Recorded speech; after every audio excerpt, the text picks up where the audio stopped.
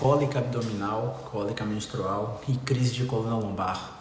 Será que tem relação? Muito boa noite, seja muito bem-vindo, seja muito bem-vinda a mais uma gravação do nosso podcast Fiz Insight, um projeto onde eu falo que você tem que ouvir na lata, doa quem doer, sempre baseado nas melhores evidências científicas disponíveis. Caio, por que mulheres têm cólica abdominal no ciclo menstrual? Por que mulheres têm dor de cabeça no ciclo menstrual? A explicação mais aceitável, neurofisiologicamente falando, é aquela explicação do senso comum, onde há uma desregulação neuroendócrina, hormonal, e a paciente já está acostumada a ter dor no ciclo menstrual.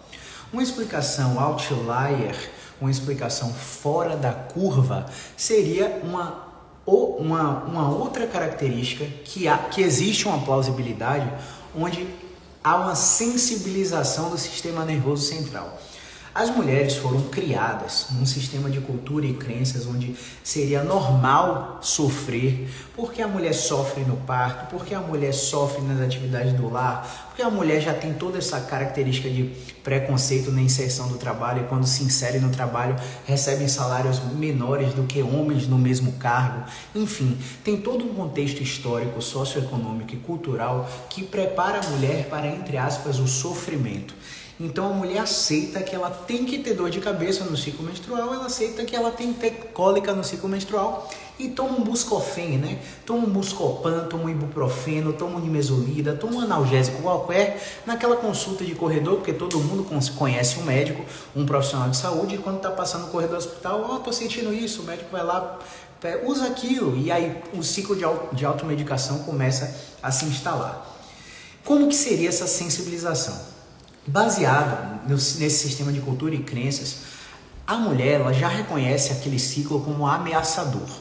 Então ela já vai se preparando ao longo do mês, no dia 28 eu vou começar com minha TPM e provavelmente no dia 1º eu já vou ter dor abdominal, já vou comprar logo o Buscopan aqui na farmácia, um analgésico para tomar, e ela se prepara para aquele evento. Essa preparação prévia faz parte de um comportamento de antecipação da experiência de dor. Esse comportamento de antecipação da experiência de dor vem por vias de aprendizado neurofisiológicas, que é o aprendizado associativo. Vou dar um exemplo que é o exemplo mais clássico do mundo que muitos psicólogos usam. O experimento do Pavlov. Pavlov era um neurocientista ou psicólogo russo, salvo engano, posso estar falando besteira, que pegou um cachorrinho e começou a tocar um sino e dar a alimentação para aquele cachorrinho. Aquele cachorrinho, então, teve uma experiência de aprendizado associativo. Toda vez que aquela zoadinha do sino tocasse, ele iria receber um alimento futuramente, num futuro próximo, né? E aí toda vez que o sino tocava, ele desencadeava o comportamento de salivação, porque o sino já vinha acompanhado da refeição.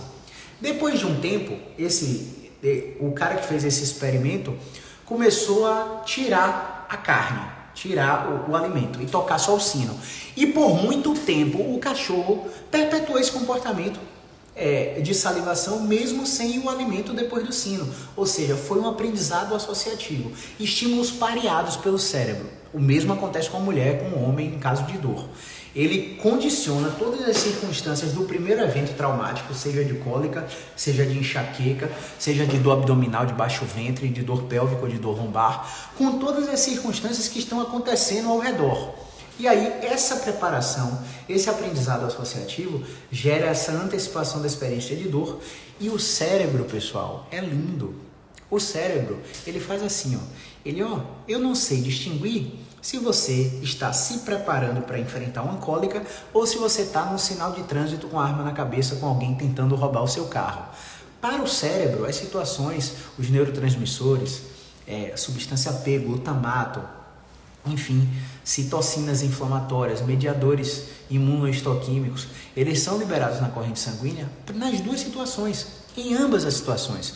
Então, o cérebro não sabe distinguir se você está brigando com o seu marido ou se está se preparando para uma prova. Mesma coisa na situação da cólica, na situação da enxaqueca. Então, quando você tá naquele ciclo menstrual, você já tem essa antecipação já te coloca no sistema nervoso autônomo simpático, que é preparação para luta ou fuga, e não no sistema parasimpático, que é preparação para o sono e digestão. Então, se por exemplo você está no final de semana de boa na sua casa e do nada chega um parente lá que você não gosta do parente. Aí o parente chega lá e você começa a se sentir ameaçada. Nesse momento você começa a sentir dor, você começa a ter dor abdominal. E essa dor abdominal vai começar a desencadear mais sintomas musculoesqueléticos. Então, um exemplo clássico que o paciente não consegue aceitar é que a maioria deles, né, não são todos, o paciente não consegue aceitar que os eventos sociais, psicológicos, emocionais, cognitivos, contextuais, eles interferem bruscamente na sua dor. O paciente está em pé o dia todo, não sente nada. Quando chega em casa, chega num ambiente que ele não é bem recebido, ele está em conflito com a esposa, ele está em conflito com o filho, ela está em conflito com o marido, do nada ela chega em casa, do nada vem uma dor no joelho, do nada vem uma dor no ombro. Passou o dia inteiro bem, do nada vem uma dor no ombro. Então, quando o paciente começa a entender o ciclo da dor, a questão que a dor influencia no afetivo motivacional, no cognitivo valorativo, no que ele acredita, no que ele pensa, na forma como ele se comporta. Quando o paciente começa a entender que a dor não influencia só no sensório discriminativo, dói aqui, eu sinto peso, sinto ardência, sinto dormência, ele começa a fazer um biohacking, ele começa a hackear a sua própria biologia do comportamento e ele começa a ver que, quando eu estou naquele trabalho que eu sinto que meu chefe chega, minha dor aumenta. E isso é consistente, toda semana acontece, toda vez que o chefe chega. Quando eu chego em casa, que eu discuto com meu marido, que eu discuto com minha esposa, minha dor aumenta. Quando eu começo a disputar quem vê na TV novela ou futebol, marido e esposa, minha dor aumenta. Então, para situações de conflitos emocionais, o cérebro ele não consegue distinguir se você está sob ameaça de um assalto com arma na sua cabeça ou se você está na discussão com seu sócio porque seu consultório, sua empresa está falindo, você não está conseguindo vender. Então, o entendimento do processo neurofisiológico da dor funciona tanto para a coluna, quanto para a TM, quanto para a cabeça, quanto para abdômen, quanto para a cólica, quanto para a enxaqueca. Então, uma vez dito tudo isso, é muito importante, é imprescindível que esse paciente não passe por profissionais que incentivem o rastreio diagnóstico. Caio, o que você está falando? Sabe os meses coloridos? Setembro amarelo, outubro rosa, novembro azul. Cara, a ideia é genial. Mas não há fundamentação científica para incentivar um rastreio diagnóstico em indivíduos saudáveis, torná-los doentes, porque muitas vezes as alterações encontradas nesse rastreio diagnóstico não são sintomáticas, isto é, você teve um episódio de diarreia, passou num coloproctologista. O coloproctologista fez uma colonoscopia em você, achou um pólipo, tirou aquele pólipo e mandou para biópsia. Enquanto o laboratório de anatomia patológica não manda o laudo da biópsia para você saber que não está com câncer, você desencadeia flare-ups de ansiedade, de dor, de estresse, de privação de sono e você começa a ter sintomas somáticos. E aí quando a anatomia patológica vem e diz que você não tem nada, você começa a relaxar, voltar a dormir e diminuir a dor. Então perceba, por que eu falo que não faz sentido? Porque o rastreio diagnóstico encontra uma doença grave para 250 mil exames. Isso é na área de dor de coluna, isso é na área de enxaqueca, isso é na área de endometriose, de ovário policístico, de mioma de útero, de adenomiose, isso é na área de dor temporomandibular. Quem nunca foi no dentista com estalo na TM, o dentista meteu panorâmica, tomografia de feixe cônico, ressonância magnética, achou um bocado de degeneração articular normal para a idade e começou a fazer intervenções odontológicas para tirar o seu estalo, mesmo que o seu estalo não tivesse sem dor.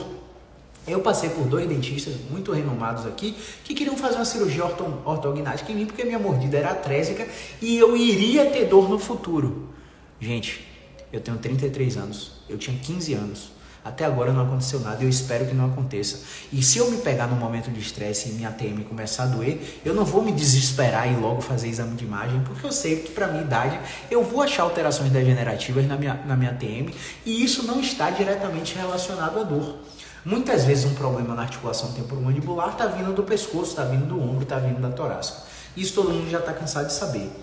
Mas quando eu falo de enxaqueca, quando eu falo de cólica e quando eu falo de saúde da mulher, que é uma parada muito negligenciada e muito rastreada, mulheres fazem esterectomia sem necessidade, mulheres passam por tratamentos absurdos medicamentosos por causa de síndrome de ovário policístico, quando na verdade a sintomatologia da paciente era uma dor abdominal de baixo ventre e quando a gente avalia o quadril, avalia a lombar, a gente erradica, diminui e controla aquela dor e aquela dor não tinha nada a ver com o que estava na ultrassom transvaginal, no que estava com a ultrassom na ressonância da pelve, com o que estava no exame laboratorial. Então existem muitas respostas, muitas alterações laboratoriais, existem muitas alterações de exame de imagem que não são compatíveis com a sintomatologia do paciente. Então qual seria o mundo ideal, Caio? A mulher tem enxaqueca, tem dor de cabeça? Nem toda enxaqueca. A mulher tem cólica abdominal, tem dor pélvica? Nem tudo é uma endometriose, nem tudo é um ovário policístico, nem tudo é um mioma de útero. Você precisa primeiro ser investigada do ponto de vista músculo-esquelético. Por que, Caio? É melhor? Não, não é melhor. Mas é mais simples, é mais barato e se sua dor mudar com o movimento, você não vai passar por esse rastreio que na maioria das vezes é desnecessário. Entende? Então, tá tudo interligado. Quando a gente pega uma coluna vertebral para mostrar um modelo, a gente vê aqui que a coluna lombar tem vários fiozinhos amarelos que descem para a pelve, que vão para o abdômen.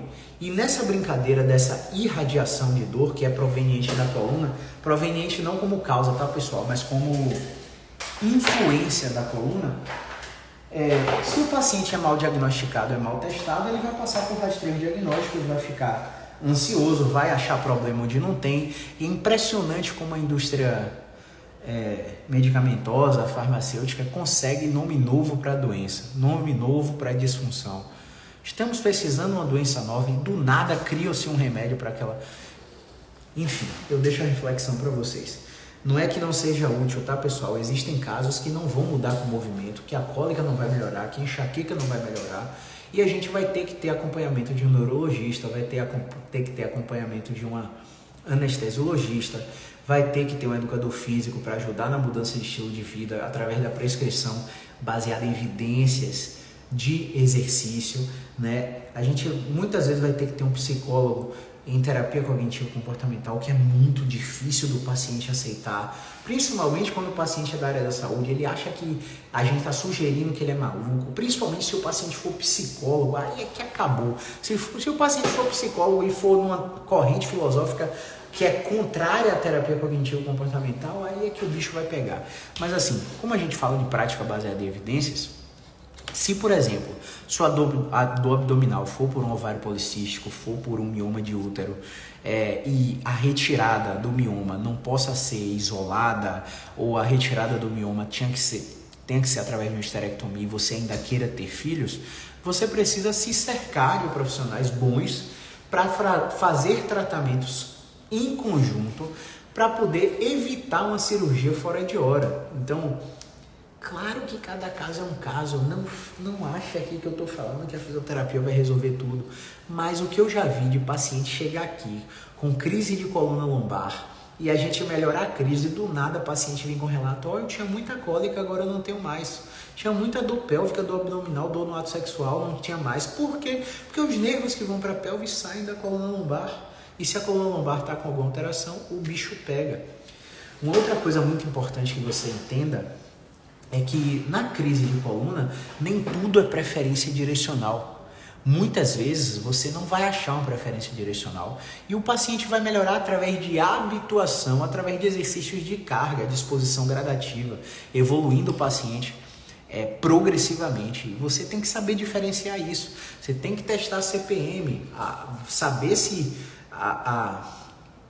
o controle inibitório nocivo difuso está íntegro naquele paciente. Você tem que ver se o sistema nervoso central está funcionando para liberar analgésico na corrente sanguínea do paciente. E existem testes muito simples, como 3 minutos de polichinelo, flexão de braços, agachamento, salto e aterrissagem. Se você dá segurança, dá o reassurance natural para o paciente fazer o exercício, você vai perceber que esse paciente logo, assim, imediatamente depois do exercício, ele vai ficar dando risada para você procurando a dor, porque a dor diminuiu 30, 40, 50% depois de um exercício simples que ele tinha medo de fazer. Então tudo vai da sua avaliação, né? Hoje a gente atendeu 2 crises de coluna, 3 crises de coluna, uma lombar, outra cervical e outra lombar com irradiação para virilha e testículo. Olha que loucura! Então, imagine o homem que tem uma dor irradiada para o testículo e que pode apresentar uma alteração sexual, né? Como fica a nossa cabeça? Eu acho que se eu não funcionar nesse aspecto, eu vou ficar lelé da cuca, né? Então, mulher é a mesma coisa. Imagine, a mulher tem uma dor na hora sexual. E aí aquela atividade que seria um momento de relaxamento, de prazer, ela não está se submetendo por causa do medo da dor. Então, enfim, a gente precisa ter muito cuidado com o que a gente fala, tá? Então, se você perceber que tem alguém que sofre com cólica abdominal ou dor de cabeça, clica no aviãozinho e encaminha essa live para essa pessoa assistir e ver que existem alternativas, tratamentos que são complementares, tratamentos que podem ser principais ou coadjuvantes para essa paciente melhorar e não ficar num ciclo interminável de medicações e possíveis intervenções cirúrgicas, beleza? Hasta la próxima, um abraço e movimento é vida.